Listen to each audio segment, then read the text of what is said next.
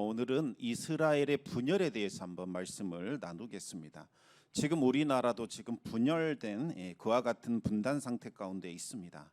이유가 어찌 되었든지 간에 서로 나뉘는 것은 결코 바람직한 일은 아닙니다. 비극 중에 비극이라고 할 수 있지요. 분열이 어떤 결과를 가져오는가 명확하게 알려주는 문구가 있습니다. 뭉치면 살고 흩어지면 죽는다. 이 문구는 미국을 세운 건국의 아버지 벤자민 프랭클린이 만들어낸 말입니다. 미국이 대영 제국에 맞서 싸워야 하는데 당시 사람들의 마음이 하나로 뭉치지 못하고 여러 갈래로 나뉘어져 있었습니다. 프랭클린은 전쟁의 승패가 무엇에 달려 있느냐? 바로 하나됨, 여기에 있다고 보았습니다. 그래서 이 중요성을 알리고자 이 문구를 만들어낸 겁니다. 분열이라는 것은 좋고 나쁨의 문제가 아니라 생사를 결정짓는 아주 중요한 문제라는 거지요. 이솝 우화에 나오는 이야기입니다. 지난번에도 한번 소개를 해드렸는데요. 사이가 좋은 4마리 황소가 있었습니다. 이들은 언제나 함께 다녔고 언제나 풀을 함께 뜯었습니다. 그리고 위험한 일이 생기면 힘을 합쳐 맞서 싸웠습니다. 그런데 사자 한 마리가 이 황소들을 호신탐탐 노리고 있었습니다. 그러나 4마리를 한꺼번에 상대하는 일은 불가능했습니다. 사자는 황소를 잡아먹을 궁리를 하다가 좋은 생각을 하게 됩니다. 풀을 뜯던 중 조금 뒤로 처진 황소에게 접근을 합니다. 놀란 황소가 친구들에게 뛰어가려고 하자 조용히 속삭였습니다. 다른 황소들이 그러는데 너 혼자만 풀을 너무 많이 뜯는다, 이렇게 흉을 보더라. 사자는 그날 이후 틈만 나면은 황소들을 찾아가서 거짓말로 모함을 했고 서로를 이간질했습니다. 사자의 그 거짓말과 이간질이 지속이 되자 이제 황소들은 서로를 불신하게 되었고 결국에는 뿔뿔이 흩어져 버렸습니다. 결국 사자는 4번에 걸친 아주 훌륭한 식사를 하게 되었습니다. 여러분, 분열되는 순간 힘을 잃어버리게 되지요. 가정도 그렇고 교회도 그렇고 국가도 그렇습니다. 이스라엘 왕국이 남북으로 분열되는 그 순간 화려했던 솔로몬 시대의 영광은 사라져 버렸습니다. 분열된 남북 왕국 모두 다 이류국가, 삼류국가로 전락하게 되어버렸습니다. 이스라엘이 남북으로 나뉜 이 정신없는 틈을 타서 이스라엘의 주변 국가들이 이제 독립을 하게 되지요. 다메섹과 암몬을 비롯한 많은 나라들이 이스라엘에서 지배에서 벗어나게 되었고 더 이상 조공을 바치지 않게 되었습니다. 다윗과 솔로몬의 이 통일왕국 시대에는 이스라엘이 교역로를 완전히 장악할 수 있었지만 분열된 이후에는 더 이상 이 교역로를 독점할 수 없게 됩니다. 국가에 들어왔던 그 어마어마한 천문학적인 경제적인 수입이 막혀버렸고 더 이상 조공도 들어오지 않게 되었습니다. 이스라엘은 남북이 서로 나뉘어 싸우면서 국력을 소모하다가 결국에는 두 나라 모두 멸망하게 됩니다. 뭉치면 살고 흩어지면 죽는다는 말은 단순한 구호가 아니었던 거지요. 화려하고 찬란했던 이스라엘 왕국, 어떻게 분열의 길을 걷게 되었는가, 그 과정을 살펴보겠습니다. 오늘 본문 1절 말씀을 우리 다시 한번 읽어보겠습니다. 1절입니다. 르호보암이 세겜으로 갔으니 이는 온 이스라엘이 그를 왕으로 삼고자 하여 세겜에 이르렀음이더라. 이제 솔로몬이 죽었습니다. 그리고 그의 아들 르호보암이 왕위를 물려받게 됩니다. 왕이 되면 이제 즉위식을 해야 하지요. 그런데 통상적으로 즉위식은 어디에서 하느냐? 왕궁이 있는 곳에서 하게 됩니다. 그렇다면 즉위식은 예루살렘에서 하는 것이 아마 마땅할 겁니다. 그런데 특이하게도 세겜이 즉위식을 하는 장소로 선정되게 됩니다. 세겜이 어떤 곳입니까? 에브라임 지파에 속한 땅입니다. 이 에브라임 지파는 요셉의 후손들인데 북쪽 10개 지파의 이 중심 역할을 하고 있었습니다. 세겜은 다윗이 예루살렘에 언약궤를 옮기기 전에는 정치, 종교, 군사의 중심지였습니다. 하지만 유다 지파 출신의 다윗과 솔로몬이 왕이 되면서 이 세겜의 지위는 점점점 약해져 갔고 유다 지파에 속한 예루살렘이 독보적인 위치를 차지하게 됩니다. 르호보암이 즉위식을 하려고 세겜으로 왔다는 것은 북쪽 10개 지파의 민심이 지금 많이 흔들리고 있다는 것을 보여주지요. 만약 르호보암을 그들이 왕으로 인정했다면 마땅히 예루살렘으로 와서 즉위식을 치렀을 겁니다. 하지만 그들은 세겜에서 즉위식을 하겠다 말을 했고 르호보암을 그곳으로 초대한 겁니다. 그들은 르호보암과 모종의 거래를 시도합니다. 솔로몬이 우리에게 시킨 그 힘든 노역들 그리고 무거운 멍에를 당신이 조금만 더 감면해 준다면 당신을 왕으로 인정하겠습니다. 이렇게 으름장을 놓은 거지요. 만약 당신이 요청 거부하신다면 우리는 왕으로 섬기지 않겠습니다. 거의 협박에 가까운 말을 하게 됩니다. 북쪽의 10개 지파는 솔로몬에 대해서 불만이 아주 많았습니다. 무거운 노역을 시키고 멍에를 무겁게 한 왕이다. 이렇게 한마디로 악평을 해버렸습니다. 그들은 솔로몬을 통해서 얻었던 그 부귀와 영화 그리고 대적들에게 시달리지 않고 평안한 이 시대를 살았던 것, 그 모든 것은 다 잊어버리고 고생했던 것만 떠올리면서 르호보암을 지금 압박하고 있는 거죠. 이들의 불평과 원망의 중심부에 누가 있었냐? 여로보암이라는 사람이 그 자리를 잡고 있었습니다. 여로보암은 훗날 이스라엘을 우상 숭배로 타락시킨 장본인이요 다윗의 통치와 정반대에 서 있는 아주 악한 통치를 한 왕이다. 그렇게 대표적인 대명사가 됩니다. 이 여로보암이 어떤 사람이었는가 잠시 간략하게 말씀드리겠습니다. 이 솔로몬 시대에는 정말로 많은 건축 사업들이 있었습니다. 특히 이 예루살렘을 국제적인 도시로 격상시키는 그와 같은 화려한 건축들이 많았지요. 그런데 예루살렘 성을 보수하고 댐을 건설하는 이 국책 사업을 누구에게 맡겼느냐? 유다 지파가 아니라 요셉 지파, 다시 말하면 에브라임 지파와 므낫세 지파에게 이 일을 맡긴 겁니다. 에브라임 지파와 므낫세 지파가 이 일을 시행할 군대를 증병하고 여로보암이라는 사람을 이들의 총책임자로 세웠던 거지요. 그런데 이게 문제가 된 겁니다. 요셉 지파는 다른 지파에 대해 아주 강한 우월감과 자부심이 있었습니다. 특히 이들은 이 세겜, 실로 아주 중요하게 여겼습니다.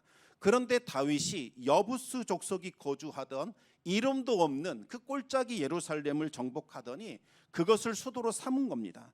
그리고 언약궤를 이곳에 옮겨와서 예루살렘을 정치, 종교, 군사의 중심지로 삼아버렸습니다.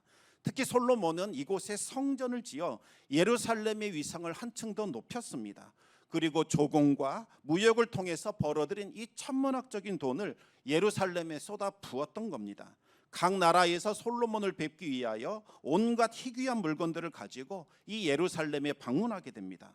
예루살렘은 순식간에 국제적인 도시가 되었고 이스라엘 모든 도시를 통틀어서 가장 위대하고 찬란한 도시가 되었습니다. 이제 예루살렘은 세겜과는 비교할 수 없을 정도로 발전하게 됩니다. 그러자 요셉 자손들은 자존심이 상했습니다. 그런 그들에게 이 예루살렘을 보수해라, 예루살렘을 위한 댐을 건설하라 이렇게 했으니 얼마나 불만이 많았겠습니까? 이 여로보암 역시 에브라임 지파 출신이었습니다. 그는 총책임자로 일하면서 요셉 지파가 갖고 있는 불만에 대해서 잘 알고 있었습니다. 그런데 바로 그때 한 선지자 아히야라는 선지자가 여로보암을 찾아와서 하나님의 말씀을 전하게 됩니다. 아히야라는 이 제사장도 역시 이 에브라임 지파 땅에 있는 실로에서 근무하고 있던 제사장이었습니다. 아히야는 자신이 입고 있던 옷을 벗어 제치더니 그 옷을 12조각으로 찢어버렸습니다. 그러더니 그 중에 10조각을 여로보암에게 주면서 하나님의 말씀을 전합니다. 솔로몬이 다윗이 행한 그와 같은 길을 걷지 않고 하나님을 버리고 우상 숭배에 빠졌다. 하나님께서 솔로몬에게서 이 10지파를 빼앗아서 너에게 이 여로보암에게 줄 것이다. 그렇게 예언을 합니다. 그러면서 여로보암에게 부탁을 합니다. 다윗이 행한 것처럼 하나님의 법도를 지키십시오. 그러면 하나님께서 다윗의 집을 견고하게 하셨던 것처럼 하나님께서 당신 여로보암을 위하여서도 견고한 집을 세워줄 겁니다. 10개의 지파로 이루어진 나라를 주실 겁니다. 이렇게 약속했습니다. 그런데 이 일은 솔로몬 생전에는 일어나지 않을 것이요 그가 죽고 난 이후 그 아들의 시대에 이와 같은 일들이 일어나게 될 겁니다. 그렇게 예언을 했습니다. 그런데 여로보암에게 10개의 지파를 넘겨준다고 해서 하나님이 다윗과 맺은 언약이 완전히 파괴되었느냐? 그것은 아닙니다. 10개의 지파를 넘겨준 것은 제발 좀 이 다윗 왕조가 다시 정신을 차리고 다윗이 품었던 그 마음, 초심을 유지할 수 있도록 하나님께서 징계의 회초리를 드신 겁니다. 이 점이 바로 사울과 솔로몬의 절대적인 차이입니다. 사울은 하나님께 심판을 받았지만 솔로몬은 하나님께 심판받은 것이 아니라 징계를 받았습니다. 여러분, 심판은 죄인에게 내리는 최종 형벌입니다. 더 이상의 선처가 없지요. 심판이 선고되면 그 다음에는 합당한 벌만 남아 있습니다. 하지만 징계는 아들에게 내리는 사랑의 회초리입니다. 징계를 받으면 괴롭습니다. 연단을 받지요. 하지만 의의 길로 돌아오게 되고 의와 평강의 열매를 맺게 되는 겁니다. 율법은 죄를 범한 사람들을 죄인으로 선언하여 이들을 심판하고 형벌을 내립니다. 그러나 하나님께서 베푸시는 은혜는 이 율법을 초월합니다. 죄를 용서하셔서 심판에 이르지 않게 하십니다. 사망에서 벗어나 생명의 길로 돌아오게 만들어줍니다. 솔로몬은 하나님이 여로보암을 징계의 회초리로 삼으셨다, 이 사실을 듣게 되었습니다. 그러면 솔로몬은 어떻게 행동하는 것이 옳겠습니까? 마땅히 하나님께 회개하고 이제는 돌아와야 하지요. 다윗이 그렇게 했습니다. 선지자 나단이 공개적인 석상에서 다윗의 모든 죄를 다 들춰냈을 때에 다윗은 변명하지 않고 모든 죄를 그냥 인정했습니다. 그리고 밤낮으로 눈물을 흘리면서 하나님 앞에 철저히 회개를 합니다. 하나님은 다윗에게 내린 심판을 거두셨고 대신 그에게 징계를 내리게 됩니다. 다윗은 징계를 통해서 자신의 죄를 떨쳐버리게 되었고 다시 하나님께로 돌아올 수 있게 되었습니다. 하지만 솔로몬은 어찌 된 일인지 아버지 다윗과는 정반대되는 행동을 하게 됩니다. 오히려 사울이 했던 그 행동 그대로 따라하게 되지요. 사울은 하나님이 세우신 후계자가 자신의 아들 요나단이 아니라 다윗이다, 이 말을 들었을 때에 다윗을 죽이려고 했습니다. 솔로몬도 사울이 했던 대로 이제 이 여로보암을 죽이려고 합니다. 하나님의 말씀 앞에 자기 자신을 내려놓고 순종했던 것이 아니라 나 자신의 위치를 위하여, 나 자신의 생각과 사상과 이득을 위하여 하나님의 계획을 바꾸려고 하는 교만하고 어리석은 행동을 하게 된 겁니다. 여로보암이 가만히 있겠습니까? 솔로몬의 칼을 피해서 애굽으로 도망쳐 버렸습니다. 그리고 이 애굽에서 북쪽에 있는 지도자들과 서로 연락을 주고받으며 거사를 준비하게 됩니다. 솔로몬의 교만, 솔로몬의 불순종이 여로보암의 활동을 오히려 촉진시켜 버린 겁니다. 그리고 솔로몬이 죽게 되자 여로보암은 귀국하여 북쪽 사람들과 합류하게 됩니다. 그리고 그들에게 말합니다. 르호보암을 세겜으로 불러들이자. 그리고 우리의 요구사항을 그에게 전달하자. 이와 같은 일을 벌이게 된 겁니다. 이 르호보암은 딱 3일만 시간을 달라 이렇게 요청을 하지요. 이 르호보암은 이 3일간 무엇을 했을까요? 하나님께 엎드려 하나님의 뜻을 구했을까요? 그렇지 않았습니다. 르호보암은 사람들을 찾아다니면서 어떻게 하면 좋겠느냐 조언을 구하게 됩니다. 여러분, 물론 다른 사람의 의견을 구하는 것 현명한 일입니다. 하지만 그 의견이 하나님의 뜻에 합당한지 아닌지를 분별하려면 반드시 기도해야 합니다. 기도하지 않으면 아무리 많은 조언을 듣는다 할지라도 결국 내 입맛에 맞는 것, 그거 선택하게 되기 때문이죠. 르호보암은 가장 먼저 솔로몬을 모셨던 그 원로들의 조언을 구했습니다. 원로들은 르호보암에게 당신은 백성을 섬기는 종이 되셔야 합니다. 그렇게 권면했습니다. 그러면 그들이 당신을 왕으로 영원토록 섬길 겁니다. 그렇게 충고합니다. 솔로몬은 왜 이 일이 일어난지 잘 알고 있었습니다. 솔로몬이 처음 가졌던 마음, 다윗의 마음, 초심을 잃어버렸기 때문에 북쪽 지파들이 등을 돌린 겁니다. 그래서 솔로몬이 왕이 되었을 때 가졌던 그 첫째 마음, 초심을 회복하라고 권면을 했던 겁니다.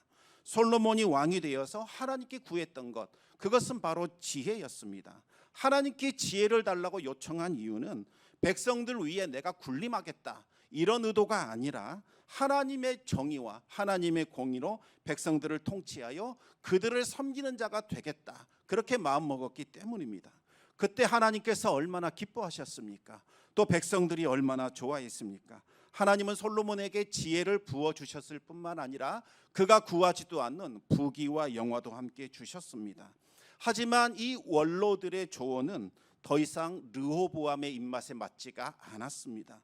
그래서 르호보암은 자신과 함께 자라난 그 청년들, 소년들에게 조언을 구했습니다. 그러자 소년들이 말합니다. 강하게 눌러라, 이렇게 조언을 하지요.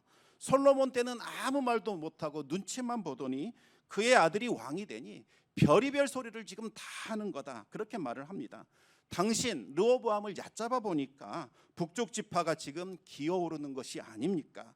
한번 본때를 보여주십시오. 아버지 솔로몬보다 더욱더 강하게 밀어붙이십시오.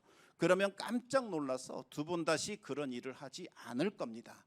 이와 같은 말을 한 겁니다. 성경에는 이렇게 나오지요. 내 새끼손가락이 내 부친의 허리보다 더 굵다. 내 부친이 무거운 멍에를 매게 했다면 나는 그 멍에를 더 무겁게 할 것이다. 내 부친이 채찍으로 너희를 징치했지만 나는 전갈 채찍으로 너희를 징치할 것이다. 여러분, 이와 같은 모습은 솔로몬이 변질된 이후에 보여졌던 포악한 왕의 모습이었습니다. 부귀와 영화를 맛본 솔로몬은 초심을 잃어버렸습니다. 더 이상 하나님을 두려워하지 않았고 백성들도 두려워하지 않았습니다. 오로지 자신의 영광과 자신의 향락을 위한 통치를 펼쳤습니다. 솔로몬은 자신의 영화와 영광을 드러내고자 세금을 무겁게 가중시켰고 고된 노역의 사람들을 동원시켰습니다. 솔로몬이 화려함과 사치를 누리는 동안 백성들은 고된 노역과 무거운 세금에 짓눌려 고통 가운데 신음하고 있었습니다. 또 솔로몬은 이방 아내들의 우상 숭배를 받아들였고 그들의 그 음란하고 죄악된 문화를 가져와서 백성들을 타락의 길로 이끌었고 하나님께로부터 멀어지게 만들었습니다. 그런데 이 모습이 르호보암과 그의 친구들 눈에는 너무나 좋게 보였던 겁니다. 그 모습이 너무나 부러웠습니다. 뭐든지 내 마음대로 다 할 수 있는 절대 권력, 그것을 가진 솔로몬을 따라하려고 했던 겁니다. 결국 르호보암은 원로들의 그 지혜로운 조언을 다 내다버리고 친구들의 어리석은 조언을 선택하게 됩니다. 르호보암은 포악한 말로 백성들을 위협했습니다. 내 부친은 너희들의 멍에를 무겁게 했다. 그러나 나는 너희들의 멍에를 더욱더 무겁게 할 것이다. 내 부친은 채찍으로 너희들을 징치하였다. 그러나 나는 너희를 전갈 채찍으로 징치할 것이다. 르호보암은 하나님이 주신 그 마지막 기회, 그것마저 발로 차버렸습니다. 여러분, 이 르호보암의 이 선택이 우발적으로 충동적으로 분노와 혈기를 이기지 못해 내린 것이었을까요? 그렇지 않습니다. 15절을 한번 보시면 르호보암이 백성들의 말을 듣지 않은 것, 이것은 하나님께로부터 난 것이다, 이렇게 말씀하고 있습니다. 선지자 아히야가 르호보암에게 했던 그 10개의 조각을 찢어 주었던 그 예언을 이루게 하시려는 것이다, 이렇게 부연 설명을 하고 있습니다. 그런데 이게 무슨 말일까요? 아히야의 예언이 이루어지게 하시려고 하나님께서 일부러 르호보암을 망하게 하셨다, 이런 의미일까요? 하나님이 일부러 르호보암에게서 청명을 빼앗아가고 결국 르호보암이 분별력을 잃어버려서 이와 같은 어리석은 결정을 내리도록 하나님께서 개입하셨다, 그런 의미일까요? 그렇지 않습니다. 이건 그런 의미가 아니죠. 하나님은 어떤 경우에도 사람을 악으로 유혹하시거나 악한 것을 선택하도록 뒤에서 조종하시는 분이 아닙니다. 르호보암의 어리석은 결정이 하나님께로부터 났다, 이 말은 르호보암이 현명한 선택을 할 수 있도록 하나님께서 적극적으로 개입해 주지 않았다, 이런 의미입니다. 여러분, 솔로몬이 잘못했을 때에 하나님 어떻게 하셨습니까? 수차례 나타나셔서 솔로몬에게 말씀하셨습니다. 바른 길로 가라, 악한 길을 떠나라, 회개하라, 그렇게 말씀하셨습니다. 그럼에도 불구하고 솔로몬은 하나님의 말씀을 듣지 않았습니다. 그러자 하나님은 3명의 대적을 보내셔서 계속해서 솔로몬을 찌르셨고 그가 돌아오도록 징계하셨습니다. 하지만 솔로몬은 끝까지 고집을 부리게 됩니다. 자신을 바꾸려고 하지 않고 오히려 하나님의 뜻을 자신이 바꾸려고 했습니다. 심지어 멸망이 선언된 망령된 자 사울처럼 하나님께서 채찍으로 세우신 여로보암을 죽이려고 했습니다. 그럼에도 불구하고 하나님은 솔로몬을 포기하지 않으셨습니다. 솔로몬이 숨을 거두는 그 순간까지도 하나님은 그에게 은혜를 베풀어 주셨습니다. 무엇 때문에 그랬을까요? 그것은 하나님이 다윗과 맺은 언약, 그것을 기억하셨기 때문입니다. 사무엘하 7장 14절과 15절 말씀을 우리 같이 한번 읽어보겠습니다. 나는 그에게 아버지가 되고 그는 내게 아들이 되리니 그가 만일 죄를 범하면 내가 사람의 매와 인생의 채찍으로 징계하려니와 내가 내 앞에서 물러나게 한 사울에게서 내 은총을 빼앗은 것처럼 그에게서 빼앗지는 아니하리라. 아멘. 하나님은 다윗을 생각하셔서 다윗의 아들 솔로몬에게 끝까지 은총을 뺏지 않고 은혜를 베풀어 주셨던 거지요. 하지만 르호보암은 솔로몬과 완전히 다릅니다. 하나님은 르호보암에 대해서 솔로몬과 맺은 약속이 없었습니다. 물론 하나님은 르호보암이 돌아올 수 있도록 계속해서 그의 마음을 찌르시고 사람을 보내셨습니다. 몇 차례 기회를 주셨고 돌이킬 수 있도록 은혜를 베풀어 주셨습니다. 하지만 솔로몬이 받은 것과 같은 무한정의 은혜를 베푸신 것은 아니었습니다. 여러분, 하나님이 내 인생에 개입하지 않고 내 마음대로 할 수 있도록 다 방치해 두신다. 그러면 어떤 일이 일어날까요? 보나 마나입니다. 사람은 멸망을 향하여 질주하게 되어 있습니다. 정말 무서운 심판이 무엇입니까? 하나님께서 사랑의 징계, 사랑의 회초리를 드는 것이 아닙니다. 그냥 버려두는 겁니다.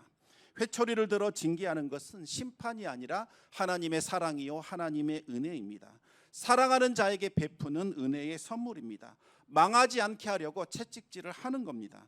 그러나 그래, 너 하고 싶은 대로 다 해라. 이제부터 나는 너와 관계없다. 이것이 바로 유기입니다. 버리는 거지요. 더 이상 관여하지 않을 테니 이제는 네 마음대로 해라. 하나님께서 버려두시면 사람은 멸망할 수밖에 없습니다. 하나님은 르호보암이 어리석은 결정을 하도록 그냥 내버려 두신 겁니다. 어떻게 되었을까요? 북쪽 지파는 더 이상 다윗의 집을 따르지 않겠다 선언한 후에 그들의 집으로 돌아가 버렸습니다. 그리고 왕의 즉위식은 완전히 취소가 됩니다. 그런데도 르호보암은 어리석게도 그들의 말을 가볍게 여겼습니다. 아도람이라는 사람을 책임자로 보내서 그들의 멍에를 더욱더 무겁게 하고 그들에게 전갈채찍으로 징치하도록 만들었습니다.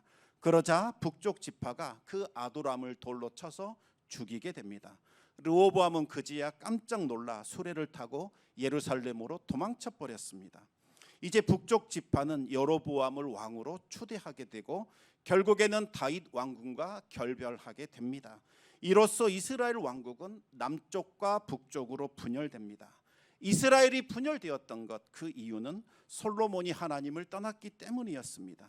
하나님은 솔로몬이 다윗의 마음, 정말 그 마음을 회복하기를 원하셨지만 솔로몬은 끝내 고집을 꺾지 않았습니다. 그리고 사울이 걸었던 그 길을 걸어갔습니다. 르호보암 역시 아버지 솔로몬의 길을 걸었습니다. 솔로몬의 변질된 마음을 너무나 좋게 여겨서 그것을 선택했던 거지요. 그럼에도 불구하고 하나님은 다윗과 맺은 그 언약을 파기하지는 않으셨습니다. 비록 솔로몬과 그의 아들 르호보암이 하나님을 떠나는 죄악을 범했지만 하나님은 그들을 완전히 버리지는 않으셨습니다.